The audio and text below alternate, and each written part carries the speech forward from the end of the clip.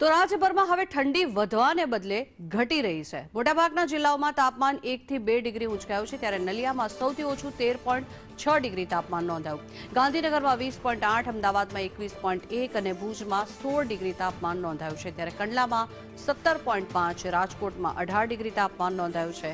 પોરબંદર પર નજર કરીએ, 19.3 ડિગ્રી તાપમાન પોરબંદરનું નોંધાયું છે। આ તરફ કેશોદમાં 18.8 અને સુરેન્દ્રનગરમાં 20 ડિગ્રી તાપમાન નોંધાયું છે, ત્યારે ડીસામાં 20.3, વેરાવળમાં 21.9 ડિગ્રી તાપમાન નોંધાયું છે। વલ્લભ વિદ્યાનગરમાં 21.4 ડિગ્રી અને ભાવનગરમાં 21 ડિગ્રી તાપમાન નોંધાયું, ત્યારે વડોદરામાં પણ 21.2 ડિગ્રી તાપમાન નોંધાયું છે। જોકે આ નવેમ્બરનું એન્ડિંગ અને ડિસેમ્બરનું સ્ટાર્ટિંગ છે, પરંતુ હાલ જે સ્થિતિ છે તે કંઈક એવી છે કે અત્યારે ઠંડીનો પ્રકોપ વધવાની જગ્યાએ ઘટી રહ્યો છે।